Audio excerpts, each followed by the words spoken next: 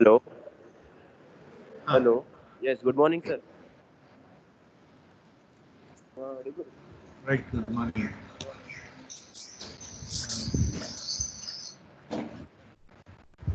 So today's topic is osteoarticular tuberculosis.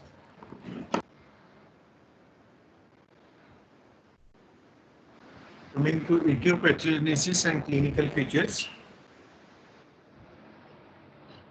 it begins in synovium or in the metaphyseal region.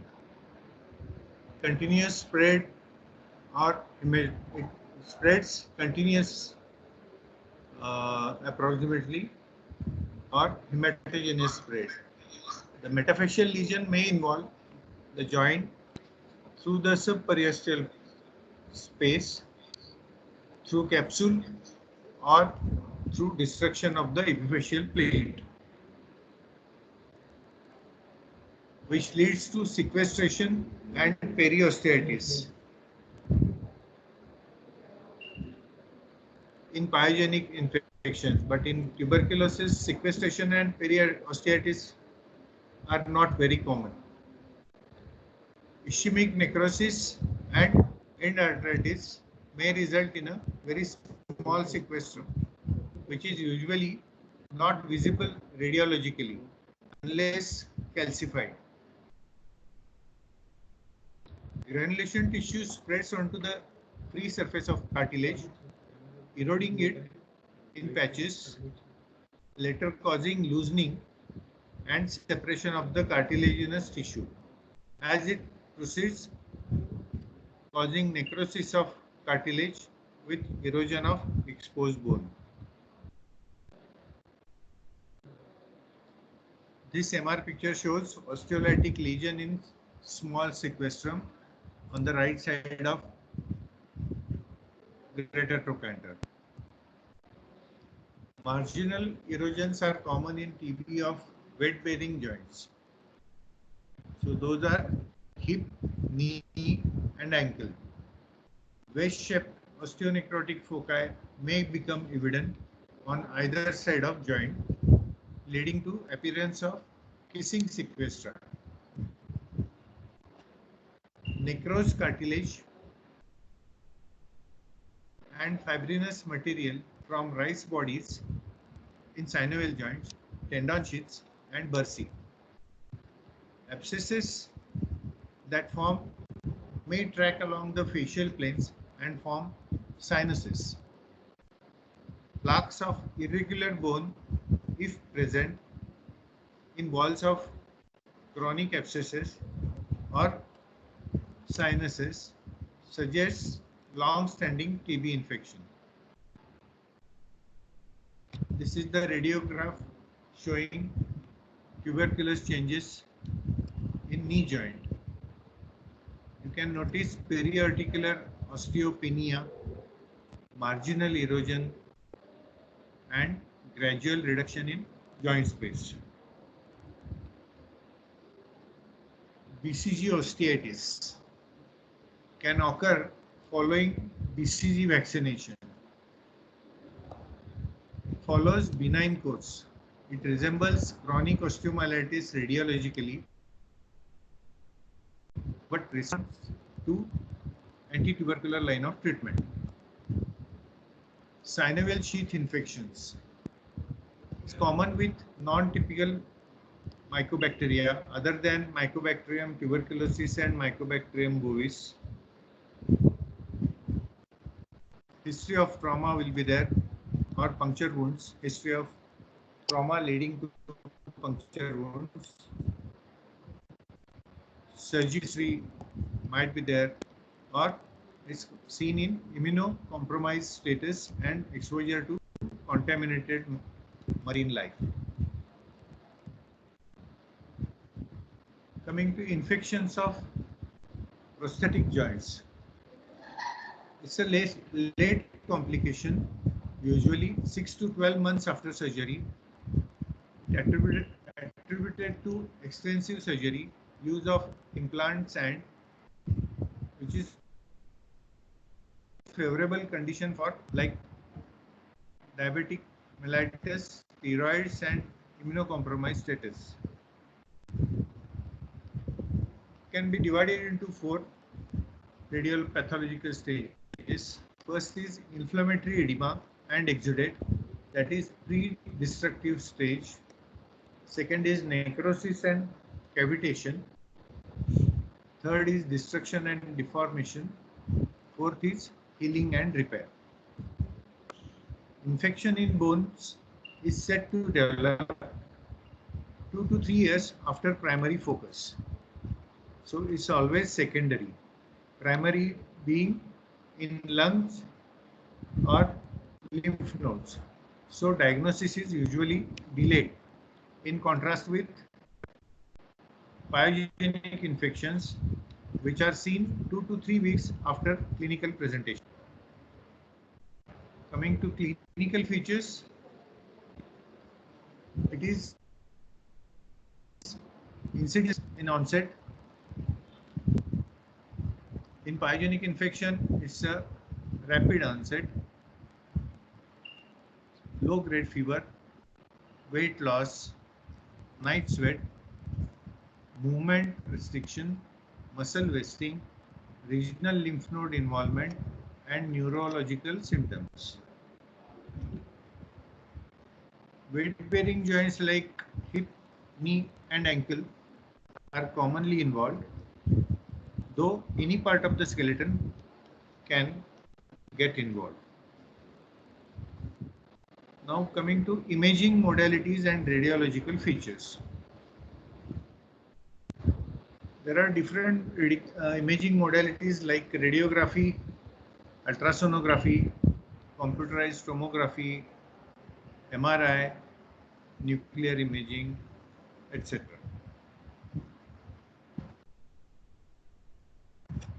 Coming to radiography, AP and lateral views of the involved region should be taken. Radiographs of the chest should be taken.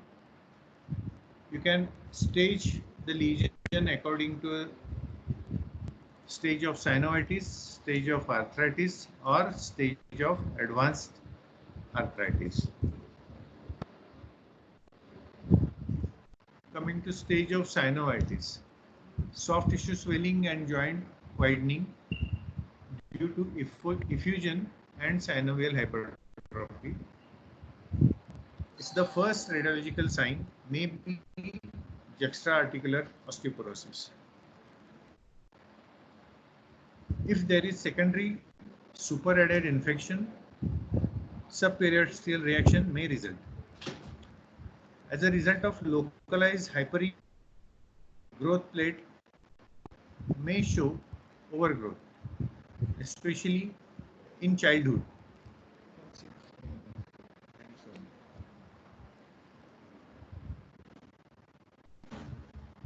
Second stage is stage of articular margin and bony cortices become hazy, that is blurring and fuzzy, giving rise to washed out appearance. Narrowing of joint space, that is involvement of articular cartilage. Phemister triad. It includes juxta-articular osteopenia, peripherally located osseous lesions, and gradual narrowing of joint space. These are considered pathognomic of tubercular osteoarthritis. Early loss of articular joint space is more typically seen in rheumatoid arthritis and thus helps in differentiating it from tuberculosis. Third stage is stage of advanced arthritis. In this, you may see collapse, subluxation or dislocation of joint, migration of bone, or deformity of joint. The next stage is healing, stage of healing. There may be remineralization cortical and articular margins become distinct. Fibrous ankylosis may occur during healing phase, in contrast with pyogenic arthritis, where bony ankylosis is more common. In contrast to pyogenic arthritis, the development of bony ankylosis is uncommon in tubercular arthritis. Coming to next investigation or radiological modalities, ultrasonography. It is helpful in evaluation of large joints. It demonstrates joint effusion, synovitis, and capsular thickening. Synovial thickening. Hypoechoic intra-articular soft tissue. Synovial sheath along tendon is thick and heterogeneous with minimal fluid, suggestive of chronic osteomyelitis. Soft tissue abscesses like psoas abscesses. Cortical disruption and irregularity of articular margins. Smaller joints like wrist, hand, foot, and ankle. Guided,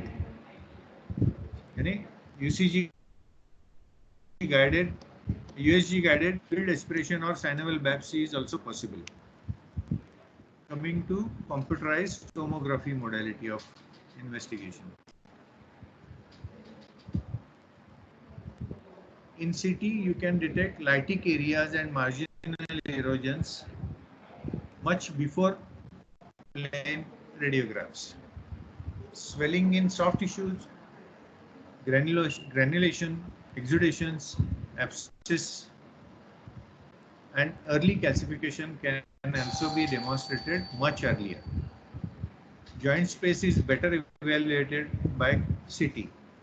Its limitation is the plain radiographs and CT scans are not likely to detect the stage of inflammatory edema and exudates. This is the limitation of CT and plain radiographs. Computed tomography, guided aspirations, and needle biopsy for difficult areas like sacroiliac joints is possible by using CT. Next is MRI. Synovial hypertrophy is commonly seen through MRI. Hypointense areas on T2 weighted images suggesting hemosiderin deposition of synovial lesions on pre-gadolinium T1 weighted images. Fluid locations with enhancing synovial rims and erosions on post-gadolinium images. All the above features may be helpful in characterizing the lesion as tubercular when the radiographs are normal. So earliest changes, that is synovial hypertrophy, is well seen on MRI. MRI highlights STIR, fat saturation technique, results in markedly decreased signal intensity from fat and strikingly increased signal from fluid and edema. Extremely sensitive tool for detecting tissue and marrow pathology. T2 weighted sequence, hyperintense joint effusion.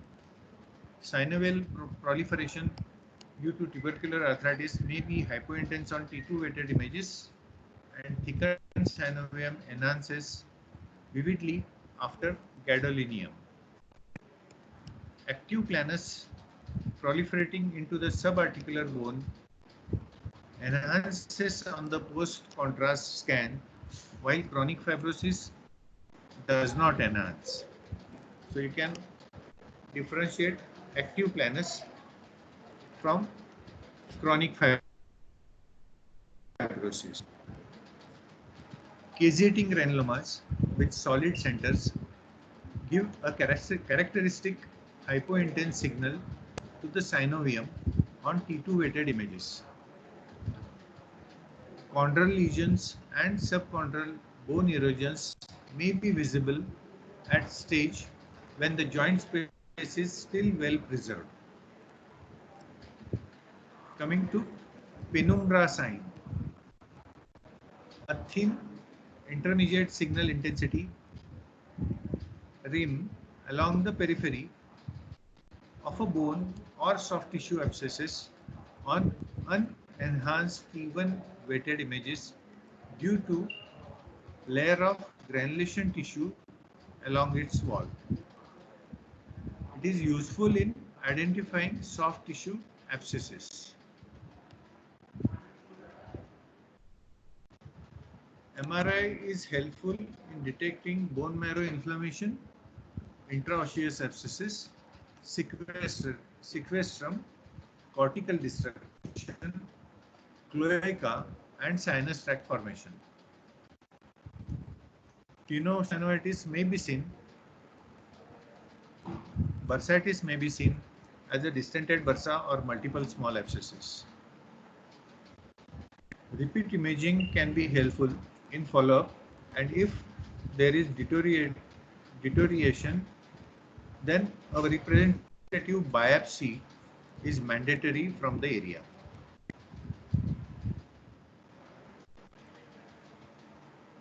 This MRI picture shows fluid loculations enhancing synovium and erosions. On the left hand side of the images, you can see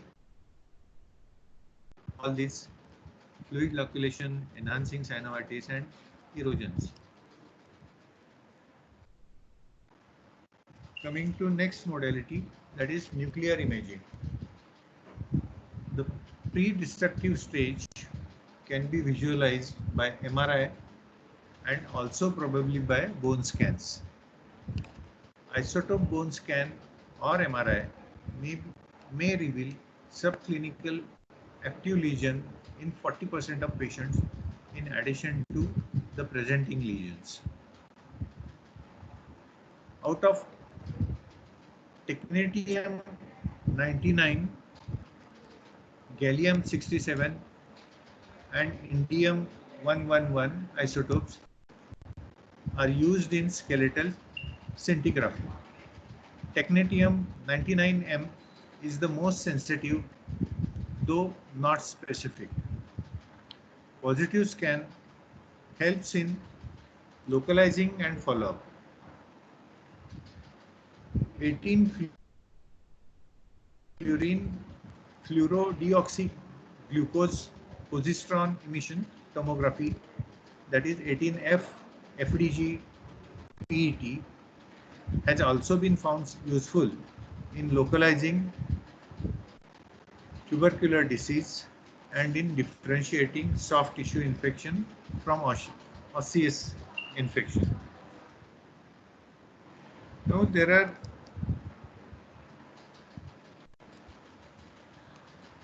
weight-bearing joints like hip, knee, and ankle. Those will be discussed by other consultants. I'm not going to go in the details of it.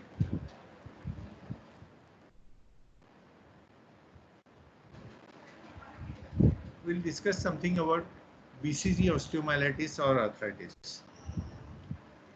BCG osteomyelitis is seen by vaccine of an attenuated bovine tubercular bacillus. Generalized BCG infection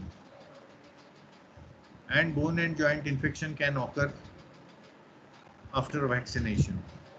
It's not usually associated with immunologic disorder and has a favorable prognosis. BCG osteomyelitis affects children between 6 months and 6 years of age. Usually affects epiphysis, metaphysis of tubular bone, especially around the knee, ribs, the sternum, the small bones of hand and feet.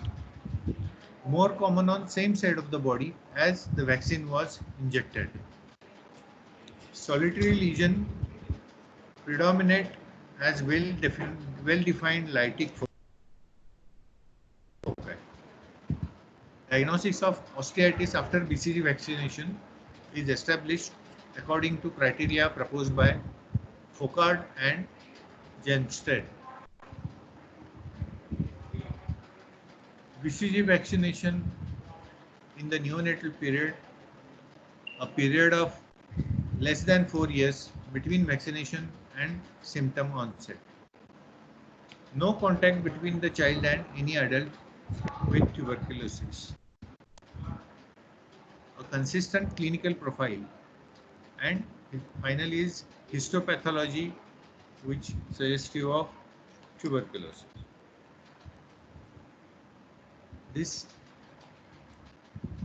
X-ray, you can see the changes of BCG osteomyelitis. Spine, joints,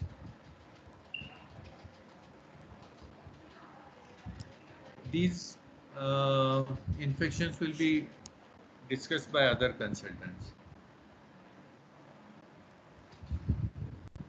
Two types of lesions have been described pathologically in BCG vaccine osteoarthritis.